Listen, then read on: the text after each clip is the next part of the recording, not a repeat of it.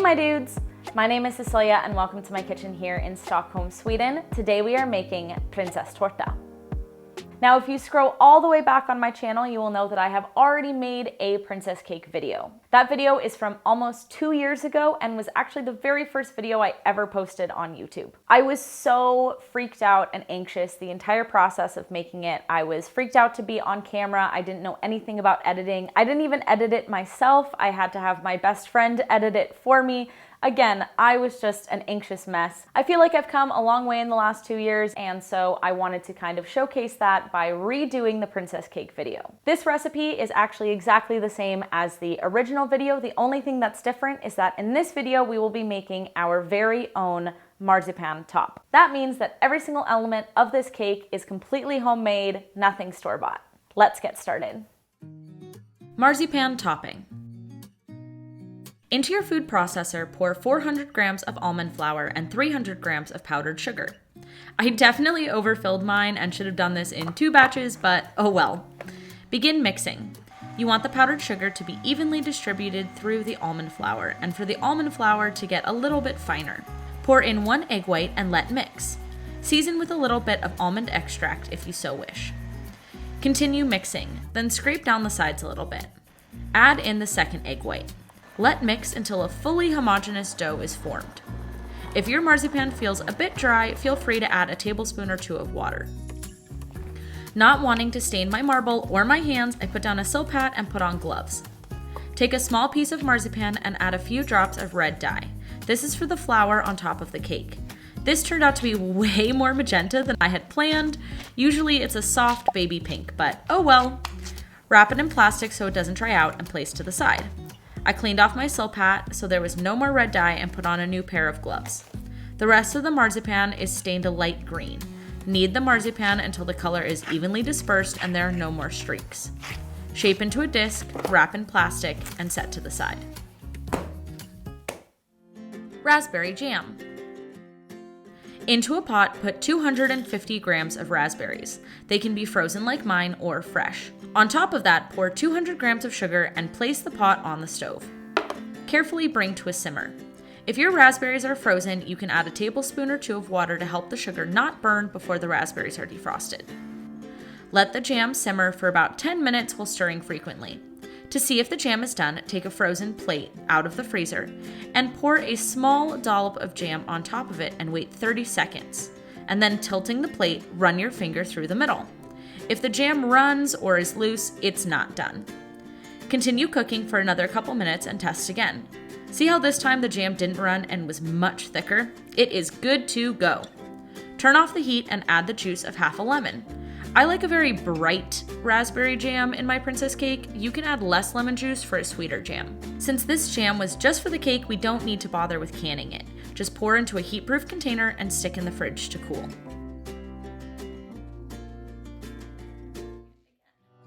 Pastry cream.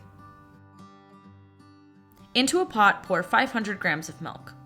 Take a vanilla bean, cut it in half, and scrape all the seeds out. Place the seeds and the whole pod into the pot of milk. Into a bowl, pour 120 grams of egg yolks. For me, that was about 6 eggs worth.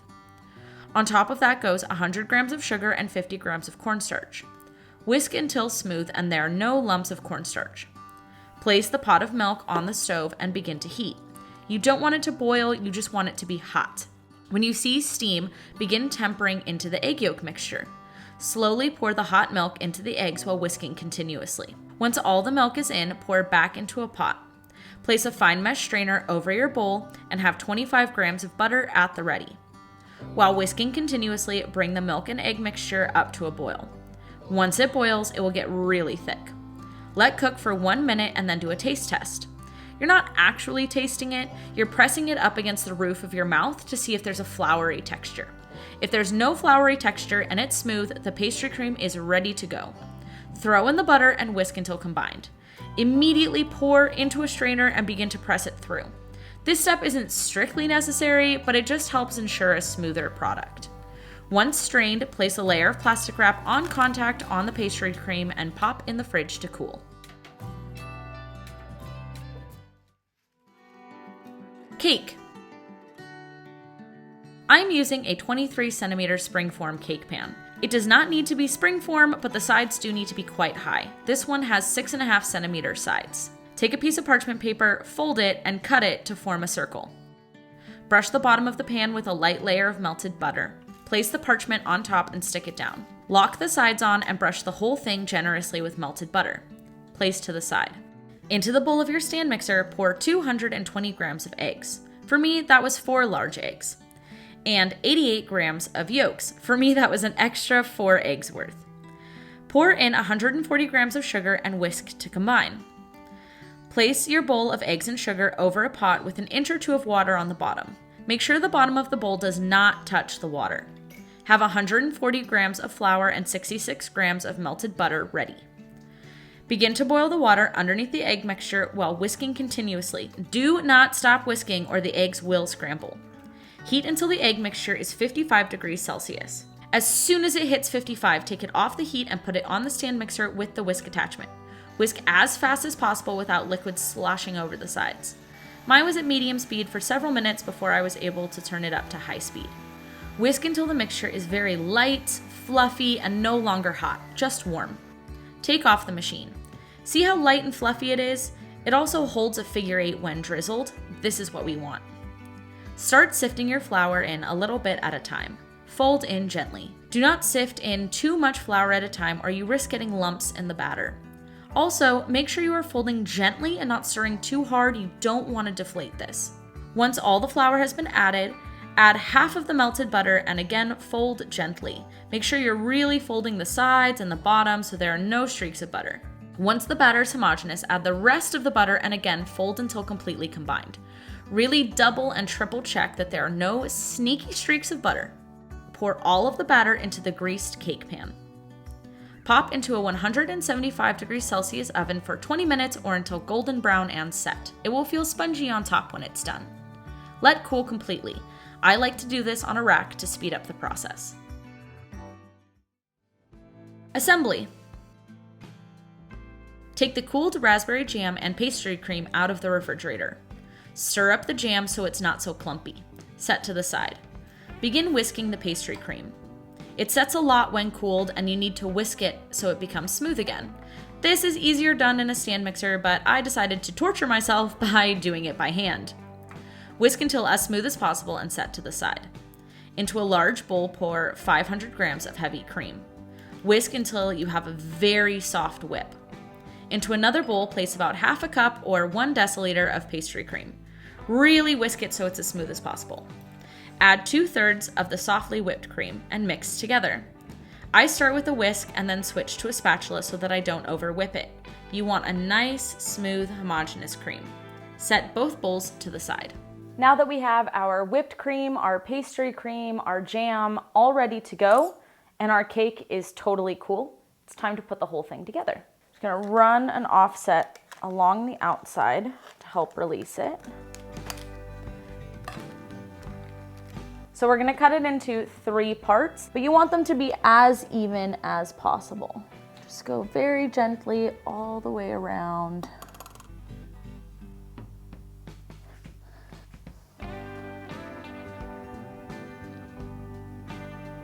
Again, even enough. We wanna flip this one over.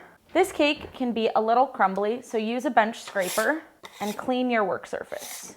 Take your top and the raspberry jam, and you just wanna make a nice, even layer. Next, you're gonna take the bottom, and where it's golden brown, you're gonna flip it over and put it on top.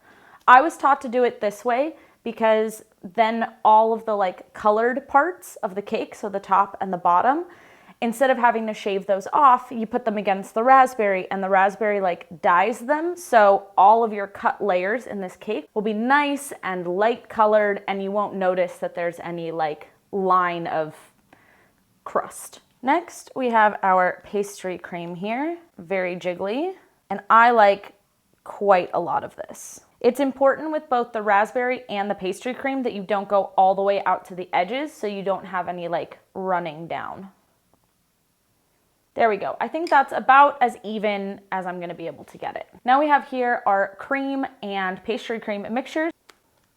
This is where the dome of the cake is gonna come from. You can do this with a large offset. I like to use my mini offset because, I don't know, pastry chef things.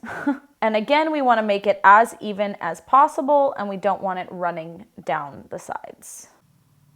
There we go, beautiful. We have this piece of cake here, our last piece, and we're just gonna fold it over right on top and press it into the cream. And now we have a dome on our cake. And you want to press it in fairly aggressively here on the sides. If you don't do that, you can get like ridges when you do the marzipan, and it like doesn't do anything to the taste, but it doesn't look quite as nice. And then we have our plain whipped cream. It's always good to give cream just a quick whisk when it's been sitting because it will separate a little bit. And over the top we go. This is why you want a really soft whip. You don't realize it, but as you're going like this, you are in essence working or whipping cream. And so if you already have a very stiff whip and you're trying to go back and forth, you're just working it more, and you can really start to edge towards a very grainy and or even possibly split cream, which is just like, again, it's not gonna kill you, but it's just not nice. Go down the sides here. You could do this, I think, on a turntable, but I learned to do this in a bakery where we had like 10 of these, and so you would just line them all up on the marble and just like do them in a line. So I don't use a turntable for this. I want a nice light layer of whipped cream on my sides, and I want my dome to be as round as possible. Good enough. Now is when things get a little tricky and you just need to have confidence. You can do this. Large offset, you're gonna go underneath the cake, you're gonna stick your hand underneath it, and using the offset, you're gonna move the cake. And out, like that. We're gonna clean up here. Next, it's time for our marzipan. So I've powdered sugar and I cleaned off my surface here.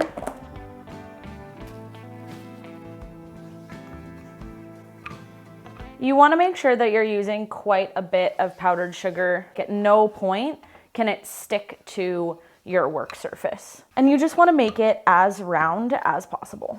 I like how I say to make it round and then I make it almost perfectly square. That's okay though. Marzipan is essentially edible Play-Doh, so it's really forgiving. If you do this and you feel like you've messed it up, just crumple it back up, make it into an even disc, and do it again. All right, can I pick you up? Okay. You're gonna roll it up. We're gonna move our cake back, again, underneath, hand, move.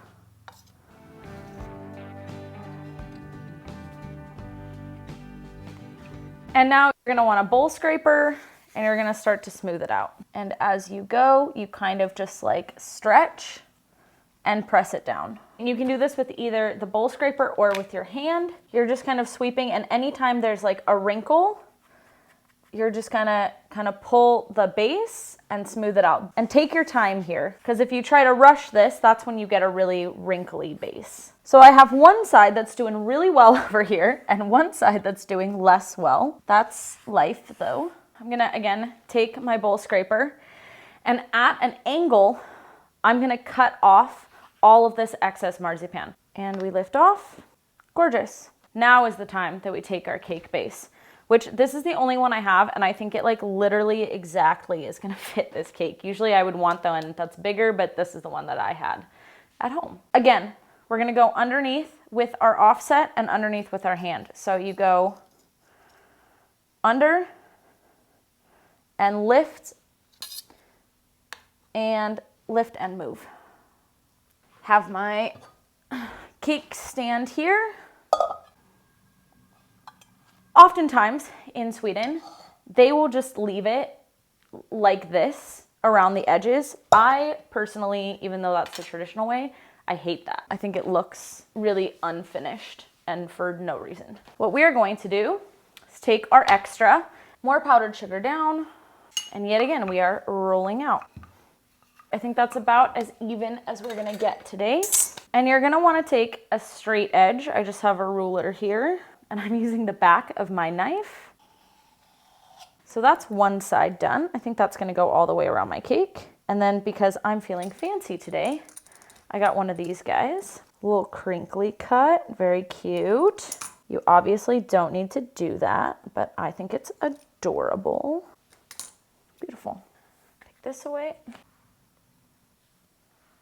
Okay, and back here, oh boy, I almost dropped the whole cake. You are going to take a small little bit of water and just make it a little sticky. There you go. And last but certainly not least, let's work on the flour. Put that over there. Powdered sugar. And you want little balls like this, and we want about 12. Actually, just kidding, we want 15.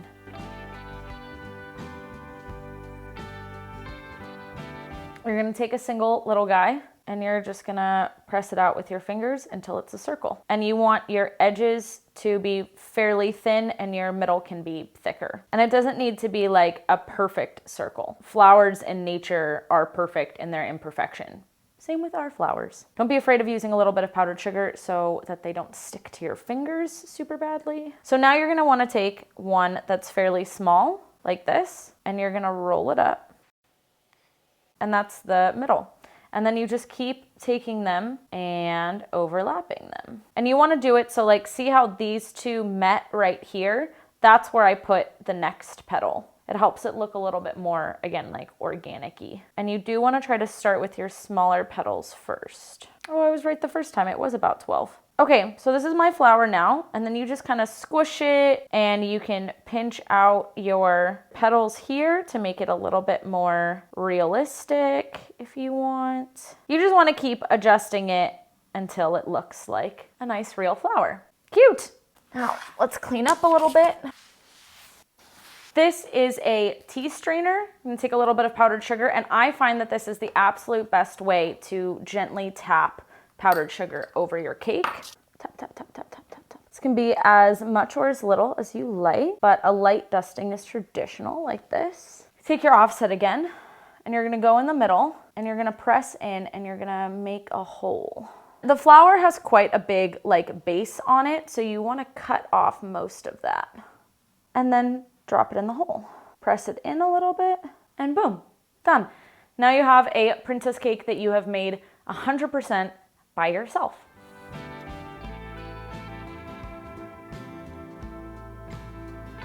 Oh, that looks so good. That's a good cake. Princess cake is genuinely just like the best cake. And it's so nice when everything is homemade as well. So tasty. Okay, I have to stop eating now.